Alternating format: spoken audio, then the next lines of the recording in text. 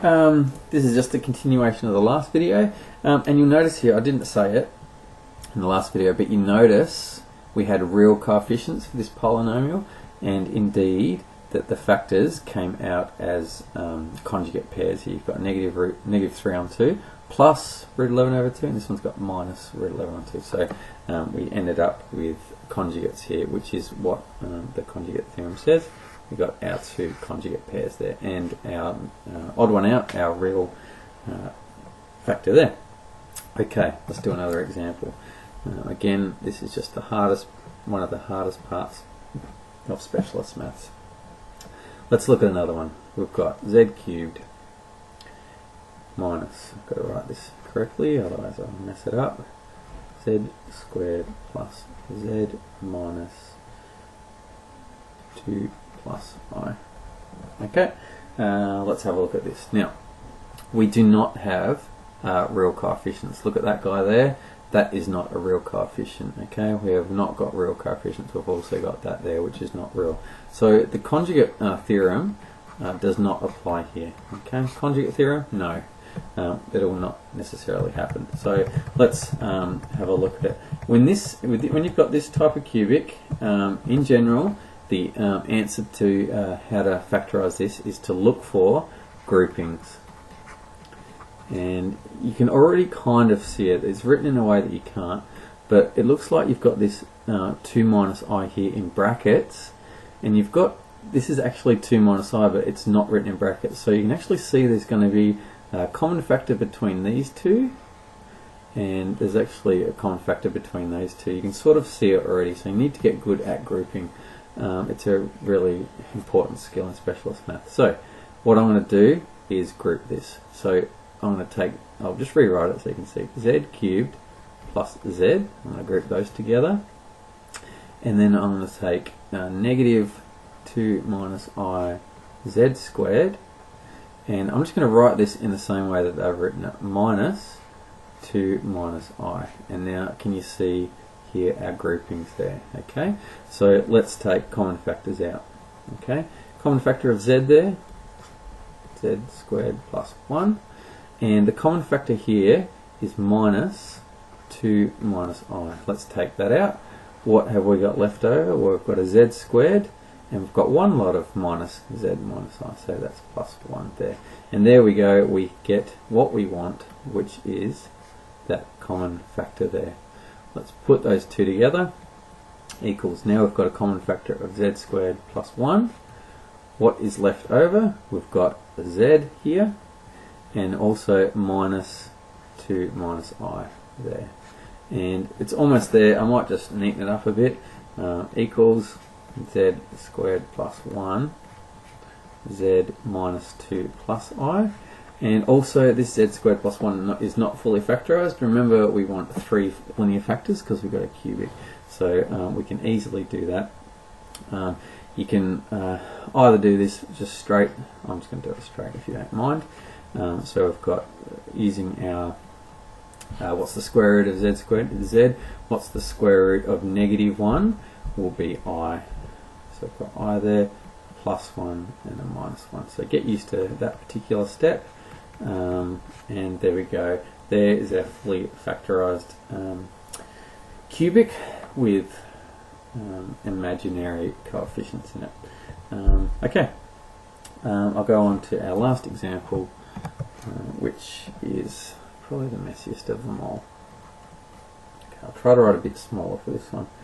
So, if z minus I is a factor of 2z cubed, oh, I ran out of space here, I hope not. 1 minus 2 I should have started on a new line, z squared minus, don't want to get this wrong again. If you get one little number wrong, it really screws everything up, and you do heaps of work for no reward. 5 I z. Good. If z minus I is a factor of that, then fully I'll just say fully factorise it. Okay, a bit messy in the language, but there you go. We want to just factorise this, and we're told that z minus I is a factor of that.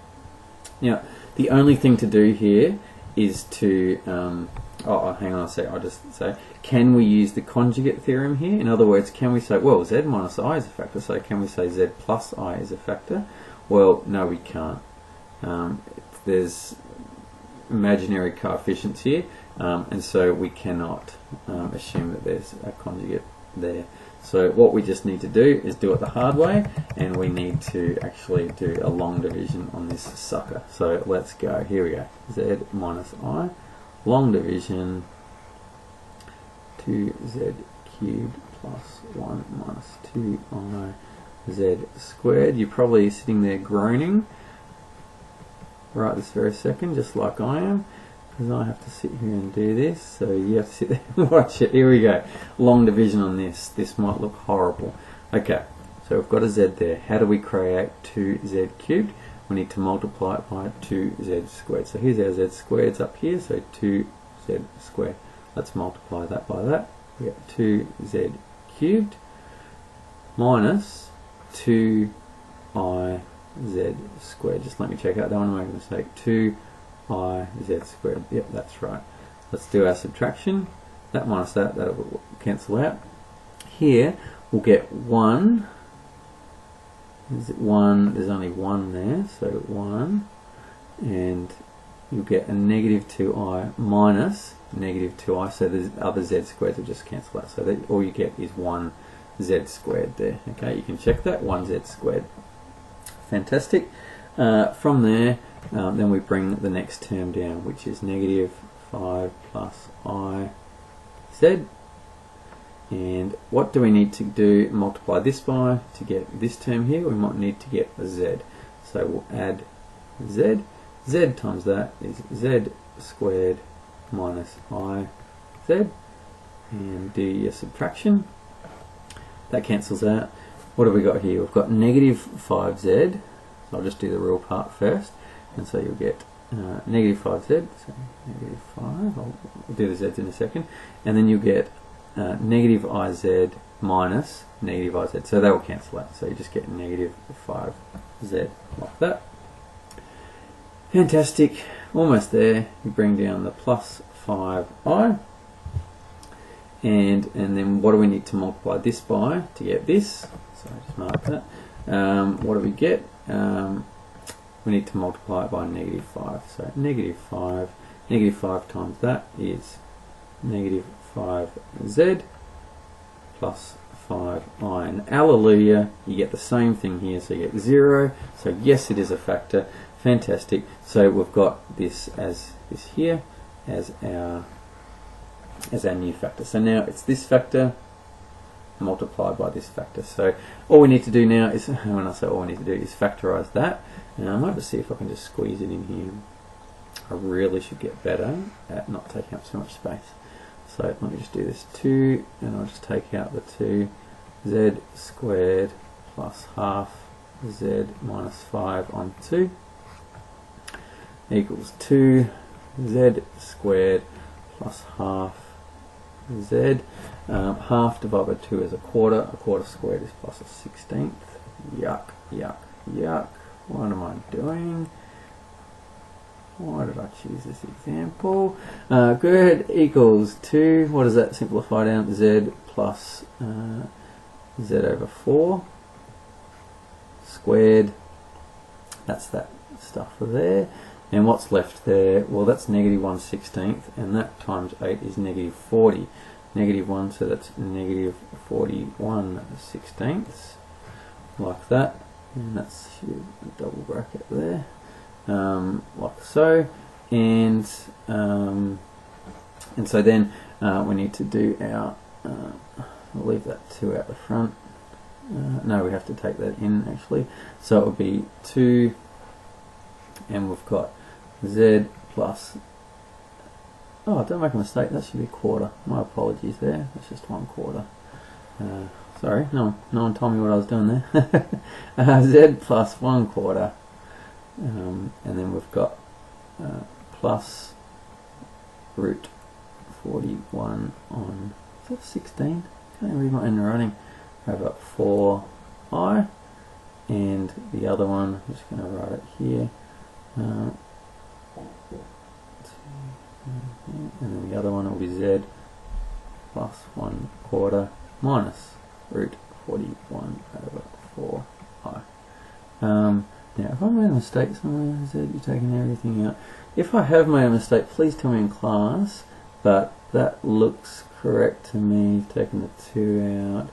You could put the 2, I'll make sure I haven't taken that. That's all correct. That minus that.